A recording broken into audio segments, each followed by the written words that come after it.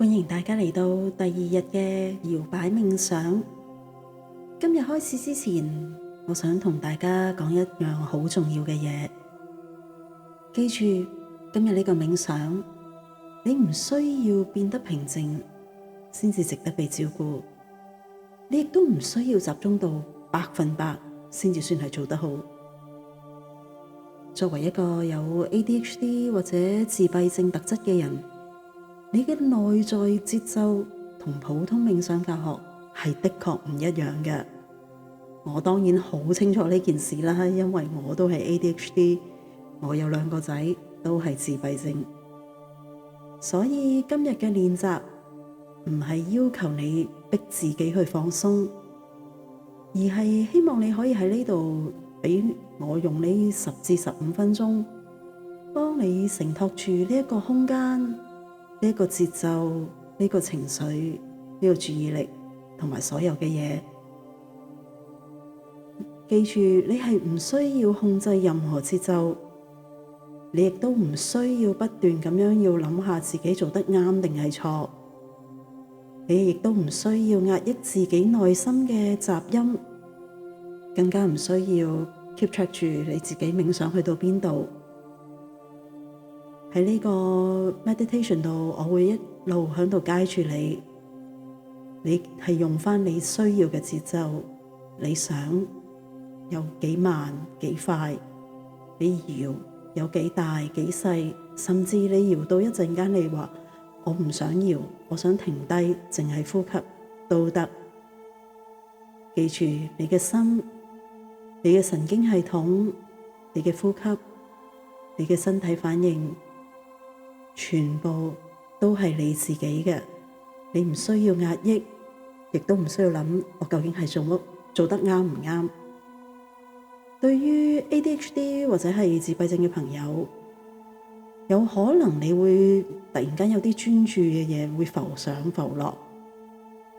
咁亦都可能會令到你身體緊張，所以請你，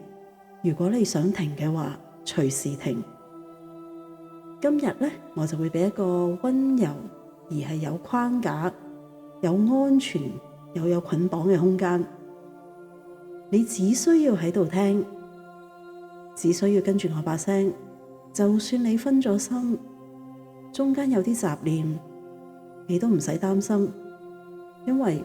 正常嘅。你只需要響度觀察呢個雜念，然之後慢慢將個注意力帶返去你身體嗰度，帶返去你呼吸嗰度。好啦，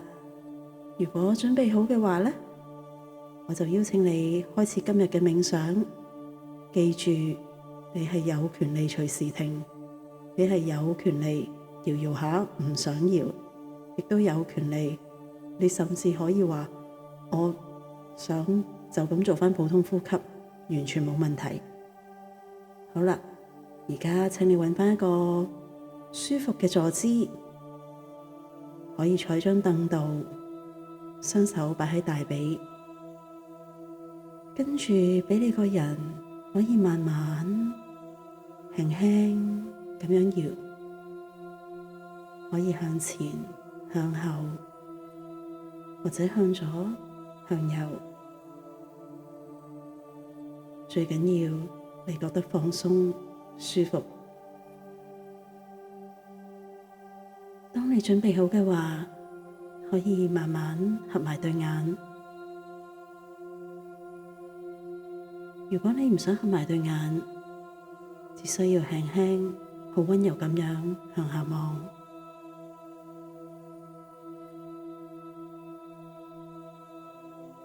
感覺一下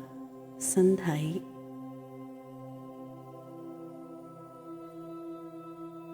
感覺下坐喺張凳度，身體同凳嘅重量。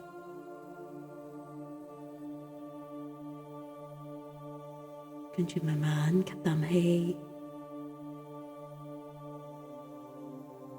慢慢呼氣，繼續慢慢吸氣，慢慢呼氣，感受下你個膊頭，可以慢慢將個膊頭放低，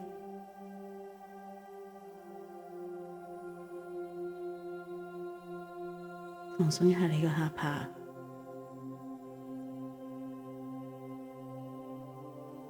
放鬆下條頸，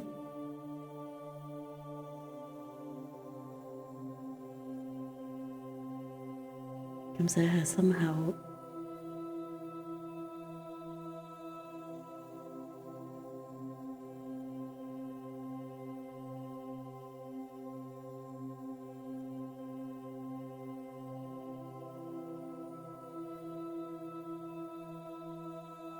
感受一下身體嘅搖動，唔使太大動作，最緊要你覺得舒服就得㗎喇。呢個搖擺動作係對你嘅神經系統嘅一種安撫。呢個重複嘅動作可以幫你更加穩定注意力，調節你嘅焦慮，慢慢你可以減慢腦內面嘅雜音，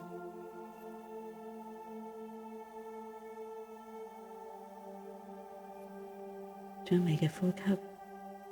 同你嘅搖擺，睇下可唔可以連埋一齊，做同一個拍子，自然節奏就得㗎喇，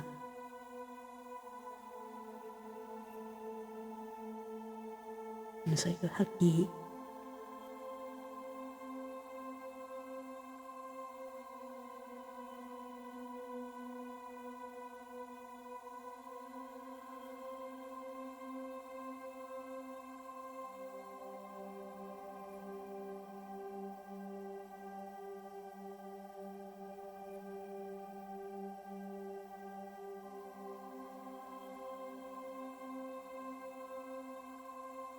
繼續感受下身體嘅搖動，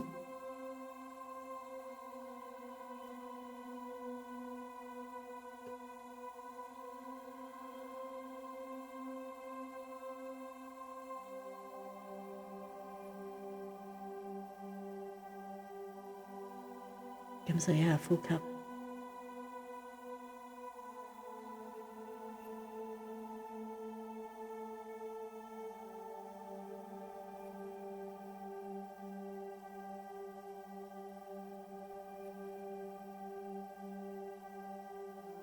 可能搖搖下，你會覺得個身好似攣咗落嚟，唔緊要㗎，慢慢坐返直就得㗎喇，唔使好刻意，最緊要個姿勢令到你夠舒服。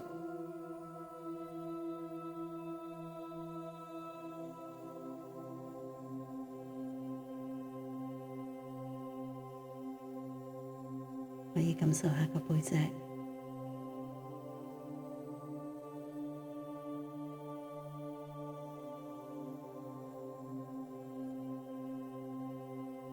當然如果搖嗰陣，你覺得個膊頭或者背脊好重好攰，你係可以轉下佢。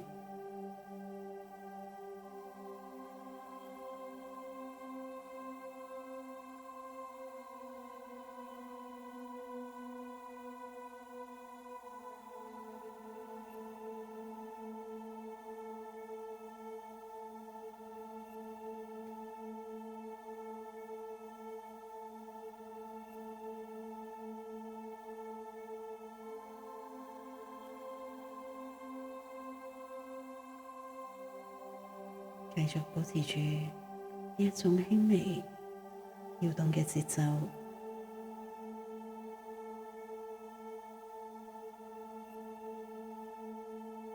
感受一下身體嘅變化，可能係吸入空氣嗰陣，心口同埋橫膈膜嘅擴張，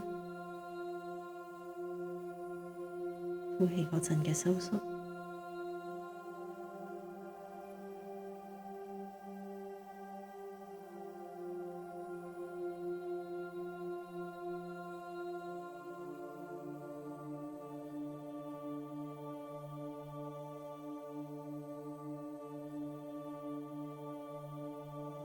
感受一下你對手，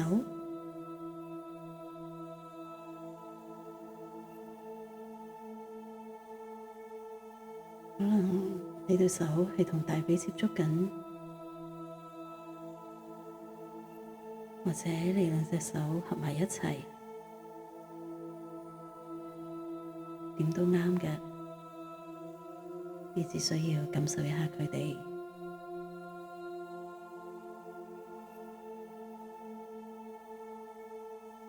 甚至可能你對手啲手指無意識咁喺度轉緊，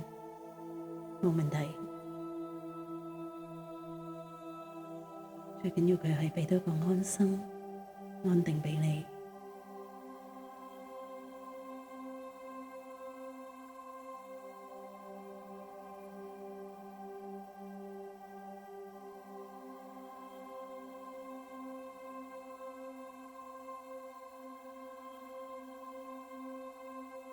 感受多次個心口，空氣進入嗰時嘅膨脹，呼出嚟嗰時嘅收縮。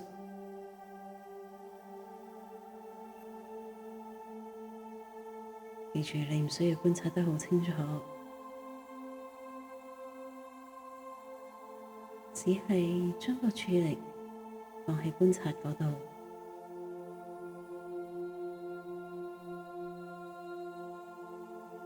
將個注意力停留喺個身上嗰度，可以係你嘅搖擺動作，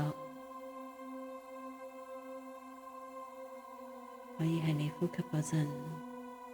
身體嘅膨脹同埋收縮，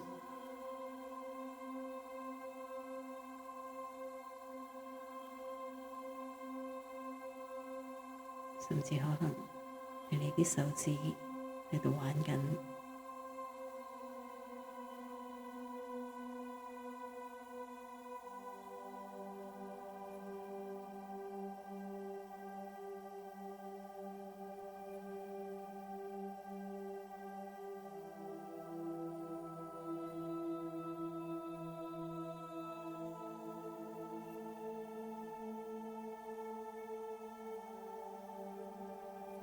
如果冥想嗰陣你走咗神，唔緊要，因為咁樣證明你個腦係好有活力，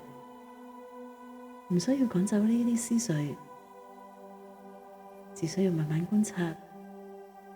同自己講：我知道呢啲思緒存在，跟住慢慢再將個注意力帶返去身體個搖擺動作。或者心口呼吸嗰陣嘅起伏，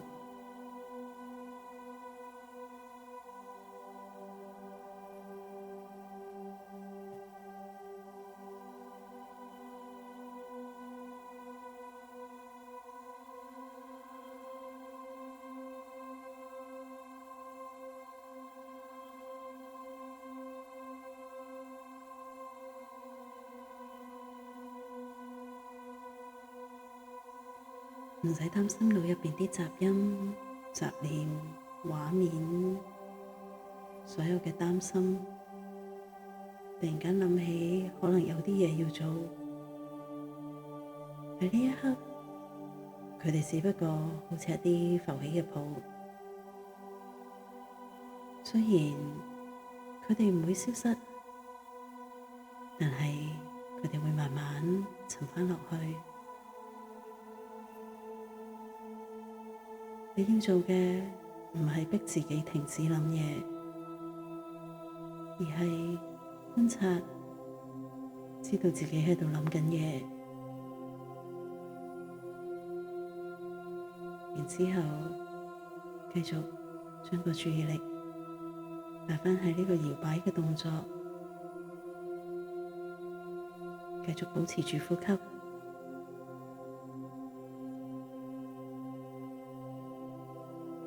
慢慢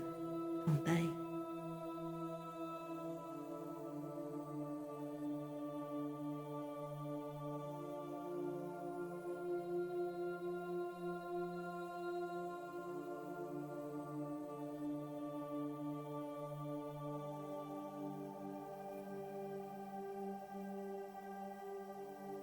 好啦，而家將你嘅動作慢慢變慢，再慢啲，再慢啲，慢到幾乎感受唔到自己喺度搖緊。然之後慢慢停低，跟住吸一啖氣，呼一啖氣，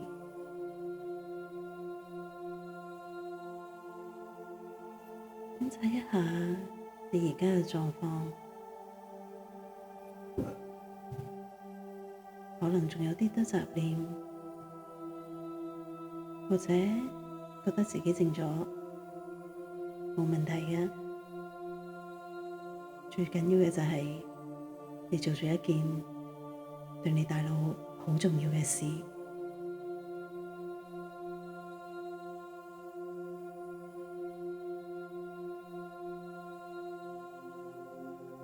好啦，我哋慢慢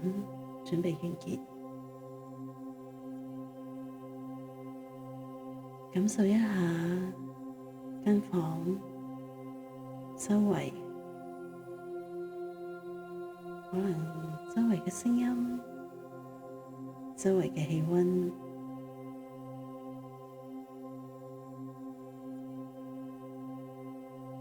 跟住再俾自己深呼吸幾下，